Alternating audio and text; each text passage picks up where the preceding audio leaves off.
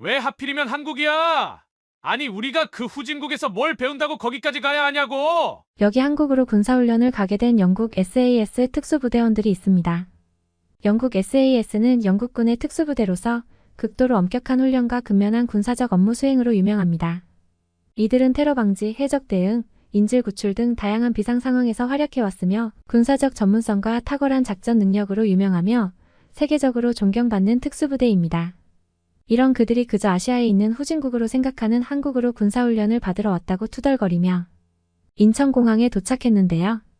그들을 기다리고 있던 군사 관계자의 안내로 어디론가 가게 되고 잠시 후 그들은 놀라운 일을 겪게 됩니다. 과연 이들에게 무슨 일이 있었던 걸까요? 안녕하세요, 감독뭉클입니다. 저희는 여러 나라의 외국인들이 실제 경험한 한국에 관한 이야기를 전해드립니다. 해외 커뮤니티와 공식 메일, SNS로 제보된 실제 사연을 바탕으로 재구성하여 영상을 제작하고 있습니다. 오늘 내용은 해외 커뮤니티 레딧에 있는 사연을 재구성하였습니다. 한국을 방문하게 된 영국 특수부대원들의 이야기를 들어보겠습니다.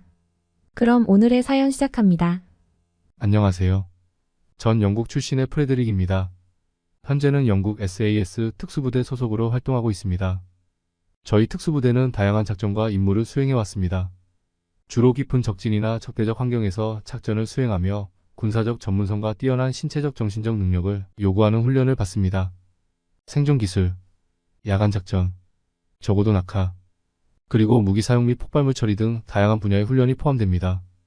SAS는 다양한 작전 환경에서 활동하기 위해 공중, 해상, 육상 등 다양한 수단과 방법을 사용합니다. 저희는 테러 방지, 해적 대응, 인질 구출 등 다양한 비상 상황에서 활약해왔으며 군사적 전문성과 탁월한 작전 능력을 세계적으로 인정받고 있습니다. 야생에서 생존하는 방법과 기술을 보여주는 TV 프로그램 맨 vs 와일드를 통해 전 세계적으로 유명해지신 베어 그릴스님이 바로 저희 부대 출신이십니다. 저희는 세계 최정예 특수부대로서의 자부심을 느끼고 있습니다. 그런 저희가 이번에 한국 특수부대원들과 전술경합이 잡혔다는 소식을 듣고 솔직히 처음에는 많이 자존심이 상했습니다. 미국 델타포스, 러시아 스페츠나즈, 독일 KSK 정도는 돼야 제대로 훈련다운 훈련이 된다고 생각했는데 한국의 특수부대와 경합이라니 정말 어이가 없었습니다. 솔직히 저는 한국에 대해 잘 알지 못했습니다. 한국이라는 나라는 그저 전쟁 중인 나라, 미국이 군사적으로 도와줘서 그나마 잠시 휴전 중인 나라로만 들어서 알고 있었습니다. 몇 시간 동안이나 비행해서 그 먼 한국까지 가서 시간 낭비를 해야 하는지 도무지 이해할 수 없었습니다. 하지만 결정된 일정이니 저희는 지시를 따를 수밖에 없었습니다.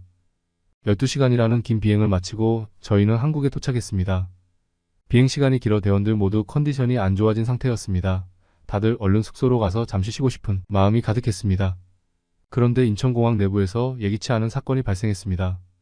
앞서 있던 중국인과 일본인으로 보이는 사람들 간의 다툼이 발생했던 것이었습니다. 아마도 분위기를 보니 서로 약간의 부딪힘이 있었고 그것이 몸싸움으로까지 이어진 것으로 보였습니다.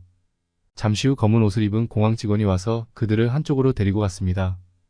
양측은 서로 다른 언어를 썼는데 그 직원은 양쪽 나라의 언어를 능숙하게 하며 상황을 정리하는 듯 보였습니다.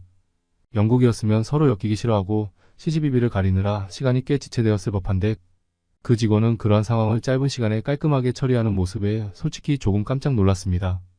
상황이 종료되고 저희는 바로 입출국 절차를 밟았습니다. 한국은 영국에는 없는 시스템을 사용하였습니다. 종이가 아닌 QR코드로 입출국 절차를 관리하는 시스템이라 정말 빠르게 끝났습니다. 스마트 체크인이라고 하더라고요. 영국에도 이런 편리한 시스템이 있으면 좋겠다라는 생각을 했습니다. 그렇게 저희는 군 관계자의 인솔하에 숙소로 가야 했지만 일정상 약 2시간 정도 대기를 해야 하기 때문에 공항에서 잠시 머물러 가자고 했습니다. 12시간이라는 오랜 비행으로 가뜩이나 피곤한 상태인데 또 공항 의자에서 몇 시간 동안 대기할 생각을 하니 슬슬 짜증이 밀려왔습니다. 그런 저의 마음을 읽기라도 한 듯 군 관계자분이 가야 할 곳이 있다고 그쪽으로 이동하자고 하더라고요. 그곳에 도착하여 저희 모두는 깜짝 놀랐습니다. 공항 내부에 편안한 휴식을 취할 수 있는 라운지와 샤워실, 마사지 시설까지 마련되어 있었습니다. 게다가 제가 후진국이 뭐 얼마나 하겠어라고 상상한 것과는 달리 최신식 시설과 현대적인 디자인, 최첨단 기술로 가득 차 있었고 특히 깔끔하고 넓은 공간에 놀랐습니다. 이제껏 합동훈련으로 여러 나라를 다녀봤지만 이렇게 시스템과 편의시설이 잘 갖춰진 곳은 한국이 처음이었습니다. 모두들 그렇게 감탄하는 상황에 저는 속으로 이렇게 시설이 좋으면 요금이 엄청 비싸겠구나 생각했습니다. 그래서 군 관계자분에게 저희가 이용하기에는 가격이 부담스러울 것 같다고 말했더니 군 관계자는 믿을 수 없는 대답을 했습니다. 이 모든 게 무료라고 했습니다. 보통은 훈련을 가게 되면 개인 일정에 어느 정도는 개인이 비용을 내야 했는데 여기서는 모두 무료라고 하니 도저히 이해할 수가 없었습니다. 군 관계자분께서 한국에서의 모든 일정에 드는 비용을 처리해 주시겠다고 하셨습니다. 그렇게 저희는 피로를 풀 겸 잠시 마사지를 받고 나니 숙소로 갈 시간이 되었습니다. 저희는 관계자분을 따라 인솔버스에 올랐고 관리자분께서는 시차 적응을 위해 하루 휴식 후 훈련을 진행한다고 했습니다. 숙소에 도착했는데 특급 호텔 수준에 또 한 번 감탄했습니다. 아직 전쟁 중인 후진국이라고 생각했던 게 민망할 정도였습니다. 하루 동안 저희는 한국 이곳저곳을 구경하며 돌아다녔습니다. 한국의 교통은 정말 최고였습니다. 카드 한 장이면 모든 게 해결이 되었습니다. 버스, 지하철 모두 카드 한 장으로 가능했습니다. 교통을 이용하기 위해 동전이나 현금을 가지고 다니지 않아도 된다는 게 너무 편했습니다. 그 중에서 제일 최고는 지하철이었습니다. 저희는 서울 지하철을 타고 이동하기로 했습니다. 한국의 지하철은 현대적이면서도 효율적이었습니다. 지하철역 이름도 역사적인 성격을 가진 곳이 있어서 흥미로웠습니다. 각 역마다 디자인된 예술작품이나 문화적인 요소들을 발견하며 한국의 전통의 아름다움에 감탄했습니다. 그렇게 역을 구경하고 열차에 탑승한 순간 대형화면에 나오는 다양한 정보와 광고에 깜짝 놀랐습니다. 화려한 광고와 실시간 정보가 나타나면서 저희가 어디로 가야 할지, 어떤 이벤트가 진행되고 있는지 한눈에 알 수 있었습니다. 이런 편의성과 다양한 정보를 지하철에서 제공하다니 정말 한국의 지하철을 다시 보게 되었습니다. 하지만 가장 놀라운 순간은 열차 안에서의 사람들이었습니다. 노인이나 아이들에게 자리를 양보하는 한국인들의 모습에서 친절하고 활기찬 에너지가 느껴졌습니다. 늘어선 사람들 사이에서 웃고 이야기를 나누며 노래를 흥얼거리는 사람들을 보면서 저희도 모르게 기분이 좋아졌습니다. 지하철을 내려 길을 헤매고 있는데 지나가던 학생이 먼저 무슨 일이냐고 도움이 필요하냐고 물어봐서 저희는 나가는 출구를 잘 모르겠다고 하자 그 학생은 친절히 출구까지 데려다줘서 저희는 숙소로 무사히 찾아올 수 있었습니다. 숙소에 도착해서 잠시 쉬니 금방 저녁이 되었습니다. 저희는 슬슬 출출해져서 저녁을 먹을 식당을 나가서 찾아보기로 했습니다. 숙소를 조금 지나자 한 골목에 사람들이 줄을 지어 서 있는 곳이 보였습니다. 사람들이 줄지어 있는 곳이 맛집이라는 것은 세계 어느 곳에서나 변하지 않는 사실이니 저희는 그곳으로 향했습니다. 가까이 가보니 그곳은 고깃집이었는데 사람들이 특이한 곳에 고기를 구워 먹고 있었습니다. 호기심이 발동한 저희들은 우선 줄을 섰고 드디어 식당 안으로 들어갔습니다. 생전 처음 보는 물건에 다들 고기를 굽고 있었습니다. 그곳은 한국 전통 음식인 소뚜껑 삼겹살을 파는 곳이었습니다. 그곳에서 우리의 특별한 경험은 시작되었습니다.